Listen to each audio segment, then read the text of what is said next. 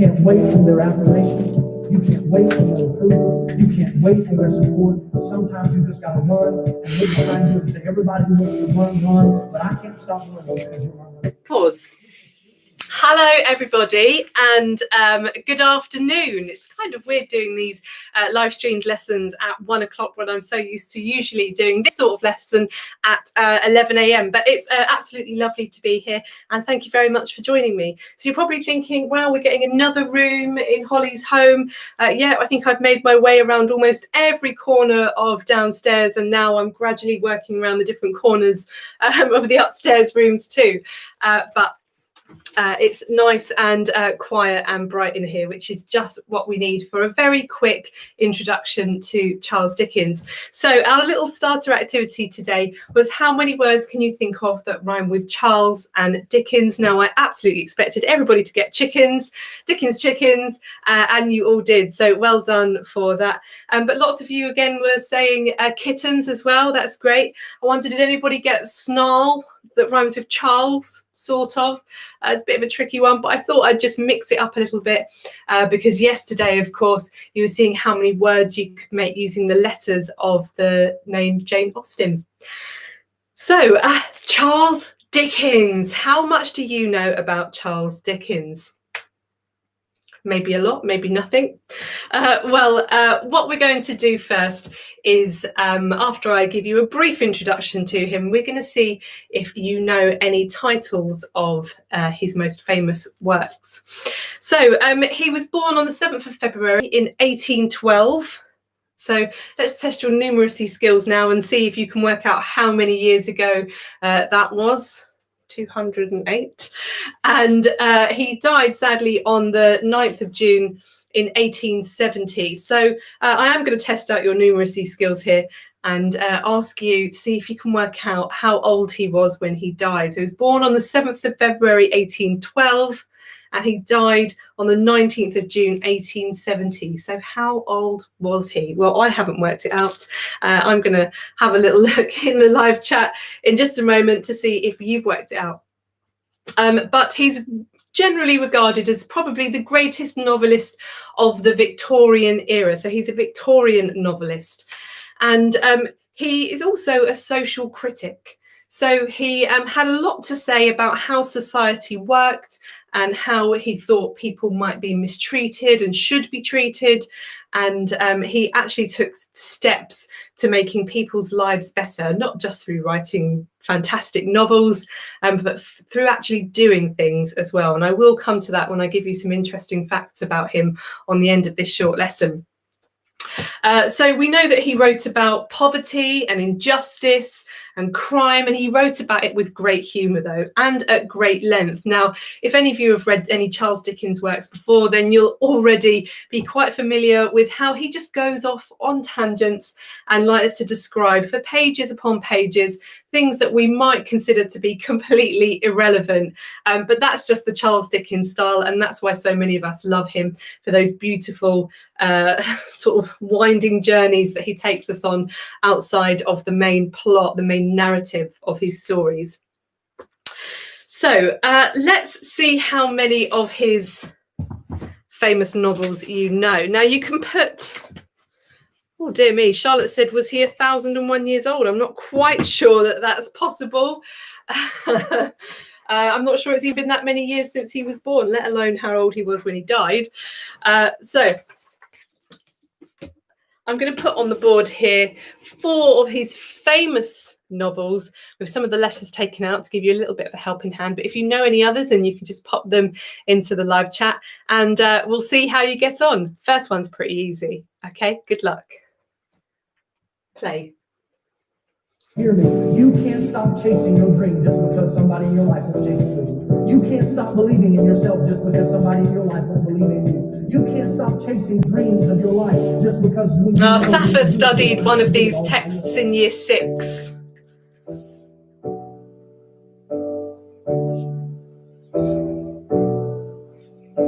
Lots of you are getting this one.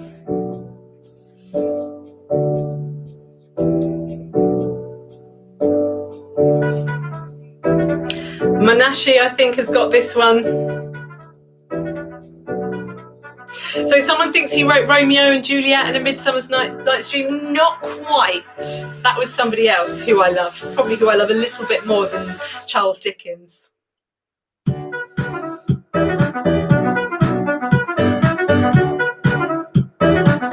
Well done. Atish has got this one.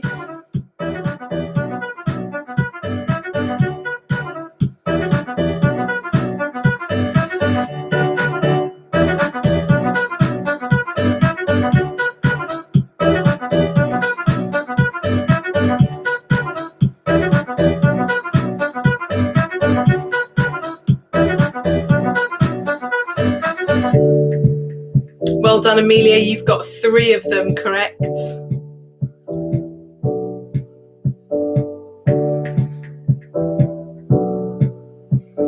Well done, Joni. You got 1 correct as well. And I like the way you put the bowl emoji. Can I have some more?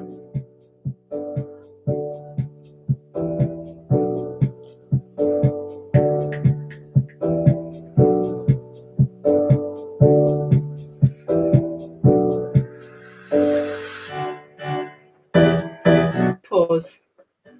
Okay, lots of you have got these titles in the bag and have popped them in the live chat, and also I can see some of you coming up with other ones that are not on here, which is fantastic because I'm starting to think now that you already know quite a fair bit about our beloved Charles Dickens. So the first one is A Christmas Carol. So if you are going into year 7, there's a very good chance in year 7 that you will look at A Christmas Carol. Usually we study it around Christmas time because obviously it fits in with the theme of Christmas, and it really is a fantastic story. You probably have heard of the character Scrooge. He plays a very important part in it, and he has a little bit of a life-changing event around Christmas that maybe makes him reconsider how he treats people in society. And like I said, that's something that Charles Dickens was very passionate about how different people in society are treated, and that we should all be treated with humanity. Then this one here is Oliver Twist. Well done if you got that one correct. Oliver Twist famously said, "Can I have some? Please, can I have some more?" And was frightfully told no. And he was a young homeless child who maybe might have had to turn to a life of crime, possibly. So again, this is Charles Dickens really trying to make comments on society. And the final two are Great Expectations and David Copperfield. There's actually a fantastic film version of David Copperfield that recently came out in the cinema. I think you could probably watch it online without any cost yet at the moment. So all four there. Did you get them? I hope you did. Well done if you got any extras as well that I haven't listed here. I just thought I'd pick four to get you thinking about. And I can see in the chat that lots of you are saying you've read Christmas Carol and that it's so good. It is so good. And again, a great film version of it. There's a cartoon version with Tom Hanks' voice in it, I think. And I definitely recommend watching that one, especially if you've read the book first. Definitely read the book first, and it's got a lovely moral to it. It's a great one to read at Christmas time. So I'm going to slide this out of the way for just a moment. I'll leave it just there. We can leave it poking in. I think that's okay. And I'm going to do a few shout outs. So unfortunately, Mummy English can't be here today to do all of my live shout out coordination. So I'm on my own today. So I've been frantically trying to jot them down whilst you were doing the starter activity. So far I've got a big hello to Arthur, Mabel, Alfie, Moira, all of them in Stroud. So big hello to all of you. And lots of you are asking for shout outs for your dogs and your pets. Now, I keep meaning to bring Bertie in on one of these lessons, but he's not allowed upstairs. So I think I might have to film my Benjamin Zephaniah lesson tomorrow downstairs so that we can get Bertie involved in that. So big shout out to Thunder the dog and to Dottie and Lottie the dogs. Hello to Amelia. Amelia, you've been busy today. You were in my writing persuasive letters workshop, then you were in my colourful vocabulary workshop, and now you're tuning in for this Charles Dickens lesson. So your brain is going to be swelling by the evening. Hello to Joni as well, lovely to have you join us. Hello Safa, hello Adeline, really nice to hear that you're joining in again, Adeline. And hello to Cushy. Cushy has been with my lessons from the very start, so I'm delighted that you're still tuning in and joining me for these lessons, Cushy. Right, shout out to Charlotte, who's 10 from Bletchley, just up the road, literally just up the road, yes. Hello, Charlotte. Who else have we got? Lots of you. I'm not sure I can keep up. So, right, we're going to move on now. So if you're not quite aware of what the delightful Charles Dickens looks like, well, this is him here. Now, the name Dickens, interestingly, is an insult. So it comes from the Shakespearean times, and we think that Shakespeare probably invented the name Dickens and used it as an insult. So instead of saying what the devil, which would be a profanity at the time, people exclaimed what the Dickens instead. And people still say that today. And it is meant to be a curse or an insult. And that is Charles Dickens' name. So not so good to think that your name is based on a curse or an insult, but maybe quite nice to have that connection to a word that Shakespeare invented. So the word was first used, or was first recorded as being used in The Merry Wives of Windsor, which is, of course, a Shakespeare play. Right. So what I'm going to do now, which I often do when I introduce a new author, an awesome author to you, is to show you a few quotes from their work. And that can sometimes help us understand a little bit about their angle, their perspective, their views on the world or love or death. And especially with writers who are hundreds of years old, it's quite nice to see if we can translate what they are saying into a more modern English. So I've got 4 quotes today, so it's quite a lot on my board. So I will move it right up close to the screen in just a moment. So the first one, have a heart that never hardens, and a temper that never tires, and a touch that never hurts. Maybe you can have a think about rewriting that one into your own words or into modern English. No one is useless in this world who lightens the burdens of another. And I think that one really is key to who Charles Dickens was and what he believed in. The pain of parting is nothing to the joy of meeting again. Well, those of you that were on my the language of Romeo and Juliet Shakespeare course, we did talk about parting being such sweet sorrow, and I think this is rather similar to that. And finally, we need never be ashamed of our tears. So I'm going to pop the music on for a moment, and I'd like you to either translate this into modern English or rewrite it in your own words, or jot down what you think it means, what the message is that Charles Dickens was trying to get across with either 1, 2, 3, or all 4 of these quotes. Okay? Play.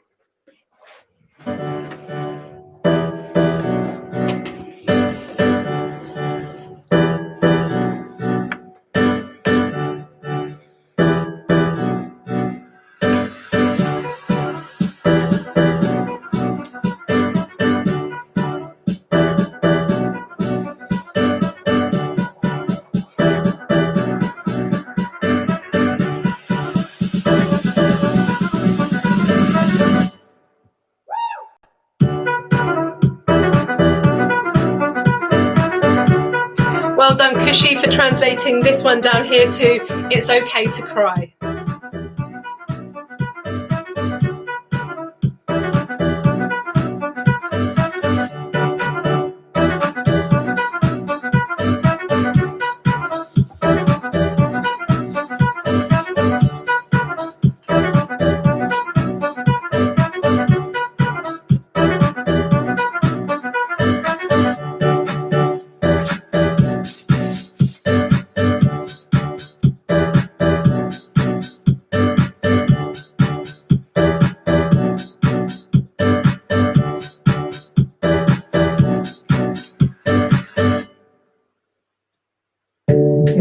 Charlotte says this one here translates as don't get angry.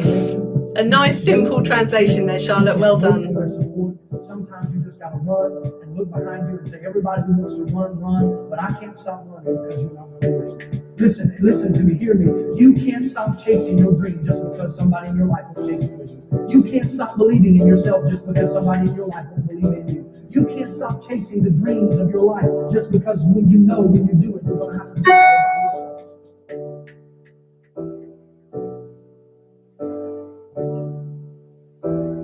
So lots of you are saying this one could mean that nobody is perfect. Well, I think it might mean that everybody has the chance to be good.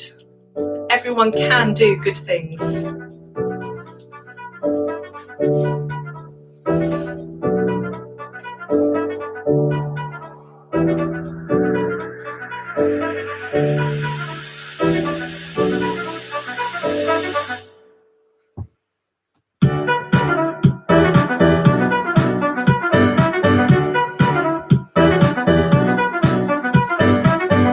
Pause. Okay, lovely. Hopefully you enjoyed breaking down very briefly some of those Charles Dickens quotes. I'm going to move this board right the way around so I can get some light in the room. Okay, right. So what I'm going to do now is bring you some interesting facts about Charles Dickens. Now, even if you have studied Charles Dickens at school or at home, or if you've just read lots of his novels, some of these things you may not already know. So the first one is that he may have saved multiple lives of friends and strangers after a train crash. Now, this was kept quite quiet because he was actually travelling with his mistress, so his secret girlfriend, and he made sure that the story was kept quiet and under wraps because he didn't quite want to get found out travelling around with his mistress. But he was involved in a train crash in which part of the train came flying off a bridge into a river and part of it was left dangling off the bridge, and he was thankfully successfully in the only first-class carriage that didn't fly off, that was still stable. Now, he managed to get out and to help other people get out, and he even helped people get out of dangling carriages and took them water and brandy to drink as well for those that were trapped and couldn't get out. But interestingly, now this is pretty badass for Charles Dickens. He was about 53 at the time, and he even climbed back into a dangling carriage where his jacket was to fetch out a draft of some work that he was taking to a publisher. So he definitely had some inner strength in him to take on climbing into a dangling train carriage off a bridge over a river to fetch out a draft of his work. So he must have really believed in the quality of his own work. So that's one interesting fact for you. The next interesting fact is that it's quite possible that Charles Dickens had obsessive compulsive disorder. Now, we know this because many reports explain that when he would stay in different hotel rooms, he would go and try to move all of the furniture around. He liked it in a very specific way every time he went to visit different hotel rooms. And if that wasn't OCD enough, he used to check in on his children's bedrooms every single day to make sure they were tidy enough. And if they weren't, he would leave little notes all around the room explaining exactly how things should be put away. And he did that daily. So that's quite intense parenting there. So for those of you that have got messy bedrooms, just be grateful that Charles Dickens isn't your father, because you would be getting little notes around your bedroom every day. So moving on. So he helped create a home for what was called at the time fallen women. So fallen women were those that had turned to street crimes to support themselves and their family as they'd fallen upon hard times in their lives. And those women were frowned upon in society and didn't really have any way of finding their way out of that situation. So Charles Dickens set up a home called Urania, was it? Yes, Urania House, where these former women of street crimes and women of the night would be able to go. They could learn to read and write. They would learn housekeeping skills. And when they felt stable enough, they were then able to leave the house and go on and lead, at the time, what they would say would be better lives, would be more wholesome and happy lives. And over 100 women successfully spent time at Urania House and went on to lead better lives for themselves and their family.